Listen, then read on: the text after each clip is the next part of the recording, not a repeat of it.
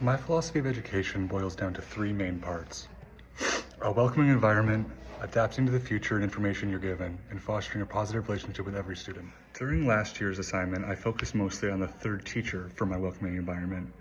But upon learning more information through this class with the specific concept of no curriculum, my focus has now switched to showcasing people of color, LGBTQ+ issues, mental health, and class-based issues. These are often not included in normal curriculum, but are extremely important and can be helpful in adapting and creating a positive environment for a student. The physical environment of the classroom is also very important. The classroom should reflect the educator's beliefs, with things such as a pride flag or a BLM flag.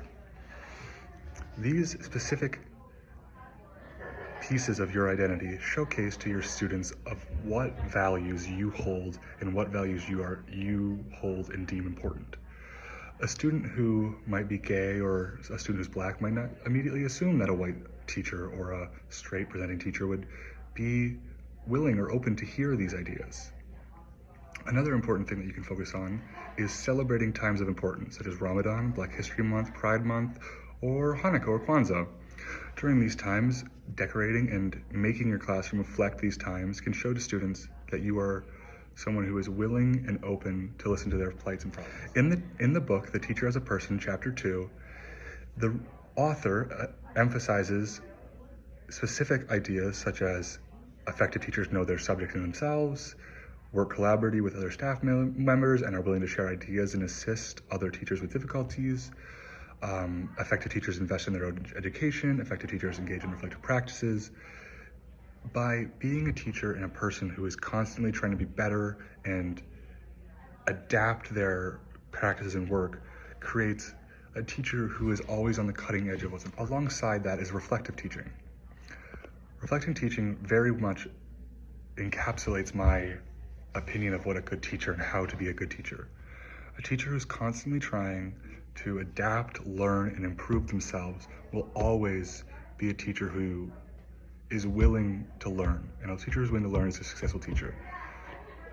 So something like listening to what your students have to say, watching and taking feedback from other successful educators. A specific example I had was an end-of-year survey, which I had a few teachers in high school use who said they found great success with that, and they were some of the best teachers I had, so I trust them. As a white man, it is important to decolonize my perspective. The perspectives of a person of color or a woman of color are going to be very different than mine. And I will have difficulty understanding and putting myself in their shoes.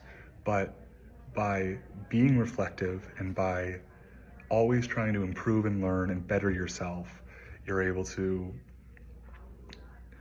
not and create and foster that environment of trust. Additionally, as we talked about in class, alternative education can often be a very successful outlet for many students. And by using these alternative forms, you show students that you're willing to learn, listen, and implement the strategies that they say they need. And a student who feels listened to is always going to be more receptive to criticism and your attempts to make them a better student in person. A student who thinks that you're not willing to listen to them and aren't going to listen to what they need isn't going to want to try to better themselves and make themselves a better student.